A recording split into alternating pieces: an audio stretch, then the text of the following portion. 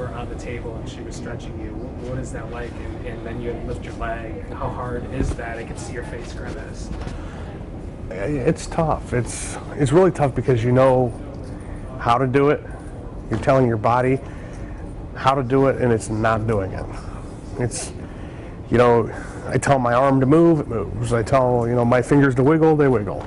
I tell my knee to bend, and sometimes it does, and sometimes it doesn't. It's amazing. It's tough unless you experience it to describe it. I mean, I guess the closest thing would be if your leg falls asleep and you're trying to walk, or you're trying to do anything strenuous with that leg that's asleep.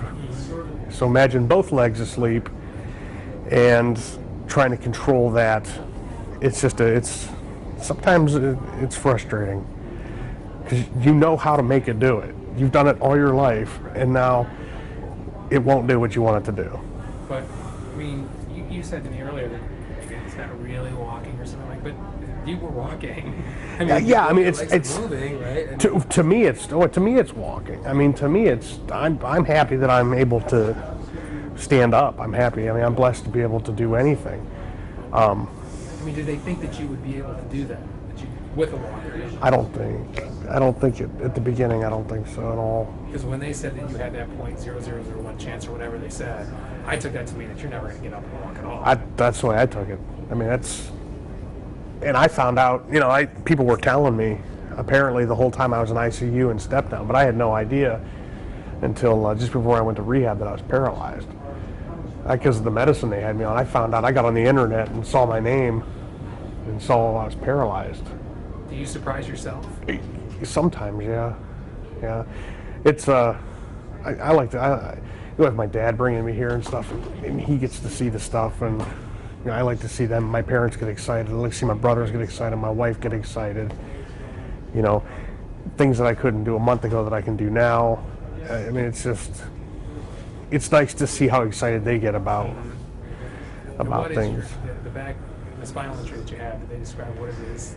It's called a burst fracture. It was my T11 vertebrae, and basically my vertebrae just kind of, I don't want to say disintegrated, but it just kind of blew up, I guess. And well, just the one was the burst fracture, where it just kind of popped, and that caused my spinal cord to be squished.